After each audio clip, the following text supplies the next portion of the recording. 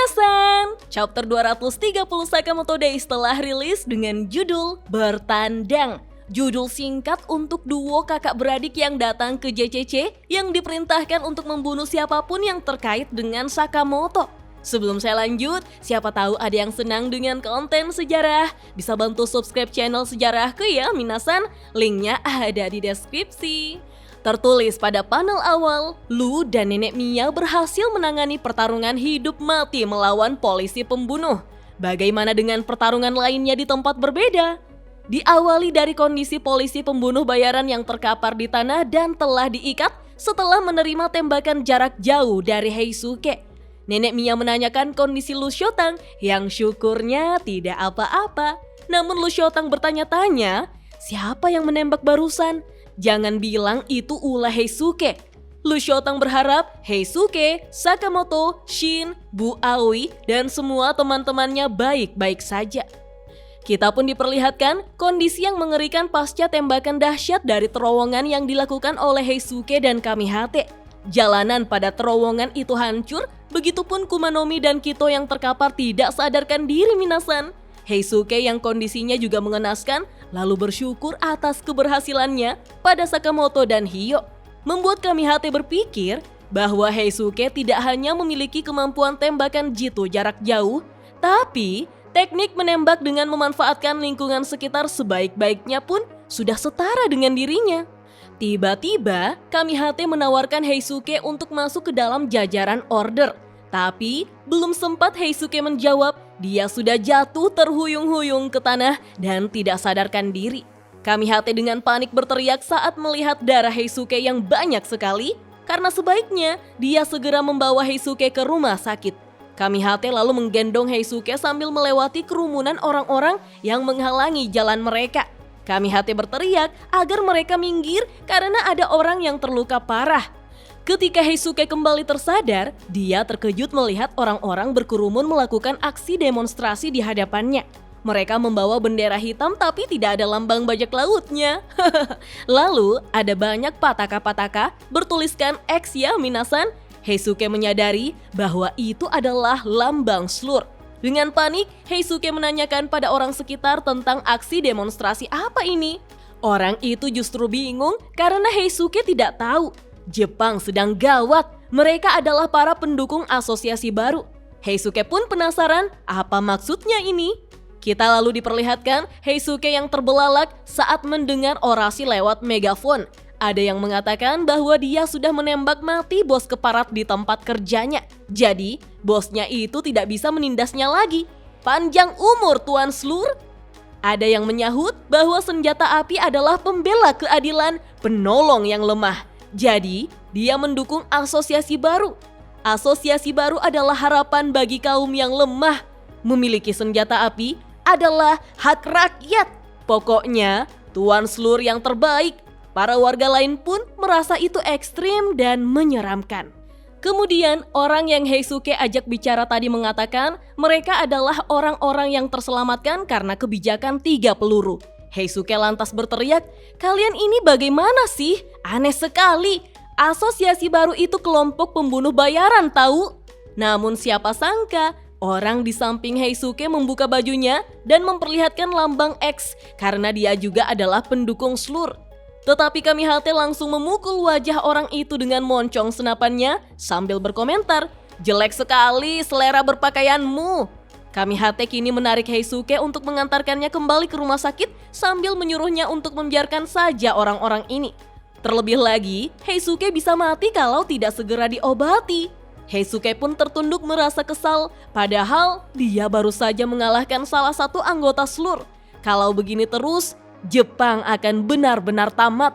Di tempat yang berbeda, yaitu di JCC, Seba, Mafuyu, Toramaru, dan Amane sedang melihat berita terkini. Ini adalah rekor tertinggi angka kriminalitas dan buruknya situasi keamanan publik.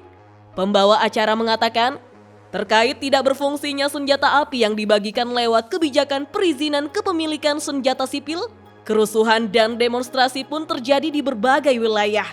Akibatnya, situasi keamanan publik menjadi semakin memburuk.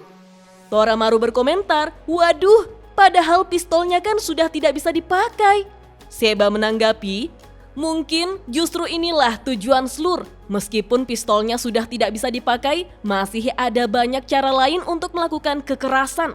Pistol hanya dijadikan pemicu untuk membangkitkan sifat brutal manusia. Amane pun terdiam, membuat Kaji menanyakan, ada apa Amane? Amane menjawab, tidak ada, hanya saja situasi Jepang saat ini rasanya mirip dengan diri Amane yang dulu. Semua orang dibodohi oleh Slur sampai kehilangan jati diri mereka.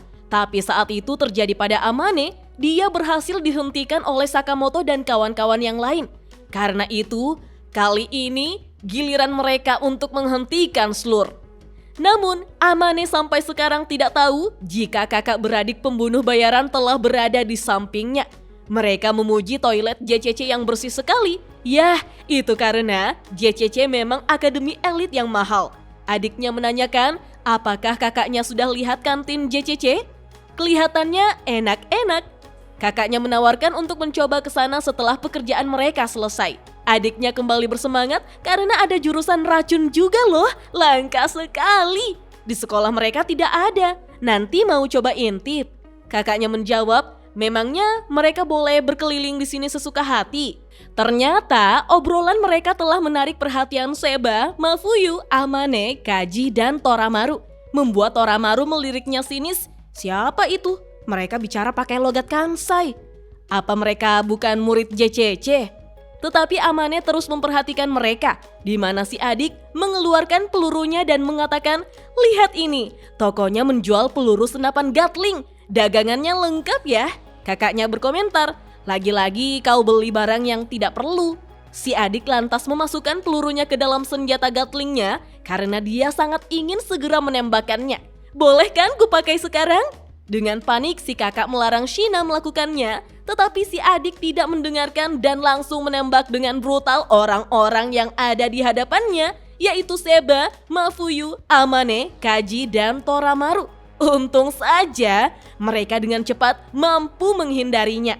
Mereka semua kini menjadi waspada, apa-apaan ini? Kenapa cewek itu tiba-tiba menembak? Dasar sinting! Shina justru menciumi aroma dari tembakannya. Menurutnya, aromanya nikmat. Bahkan aroma asap mesiu dari peluru Tokyo juga keren. Namun sang kakak meminta maaf pada murid-murid JCC lain dengan alasan senjata adiknya tidak sengaja terpicu. Siapa sangka, sekarang Amane telah mengingat mereka berdua. Dia pernah melihat mereka di data yang diterima JCC. Pada ujian kelulusan jurusan pembunuh di perguruan pembunuh Kansai, mereka lulus dengan nilai tertinggi di sepanjang sejarah. Mereka adalah si kembar Saiyonji. Dalam hati, Seba bertanya-tanya, kenapa mereka ada di JCC di saat seperti ini? Jangan bilang. Shina justru tertawa karena merasa senang mereka ternyata terkenal. Wah, followersku bakal bertambah nih. Kakaknya mulai panik. Masa pembunuh bayaran main Instagram? Shina menanyakan pada kakaknya. Jadi, mereka disuruh membunuh siapa? Kakaknya pun segera membuka lembaran informasi dan meminta adiknya menunggu sebentar. Setelah melihat lembaran itu, kakaknya mengatakan bahwa mereka harus membunuh orang-orang yang terkait erat dengan toko Sakamoto. Membuat Shina mengambil kesimpulan sendiri bahwa tak masalah kalau mereka membunuh sebanyak-banyaknya. Kakaknya kembali panik untuk mencari informasi yang lebih akurat dan detail sambil mengomel pada adiknya yang tidak sabaran. Tertulis pada panel akhir, duo bersaudara yang brutal. Dan chapter 231 Sakamoto Days pun berakhir sampai di sini minasan. Wah, apakah kedua saudara ini sangatlah kuat sehingga mereka bertugas untuk menghabisi Seba, Mafuyu, Amane, Kaji, dan Toramaru yang jumlahnya 5 orang ini. Terlebih lagi, Sakamoto sedang dalam perjalanan ke JCC, sedangkan sekarang JCC sudah tidak aman lagi. Yah, sedari awal memang tidak ada tempat yang aman dari pembunuh bayaran. Sekarang, 2 pertarungan sudah selesai, 1 pertarungan akan dimulai, dan pertarungan Nagumo versus Oki masih belum diperlihatkan. Tentu saja kita semua penasaran dengan hasilnya ya. Apalagi Shishiba dan Osaragi belum terlibat juga dalam pertarungan. Kira-kira keduanya akan bertarung melawan siapa ya? Kalau menurut minasan, bagaimana? Kita lanjut ngobrol yuk di kolom komentar. Dah.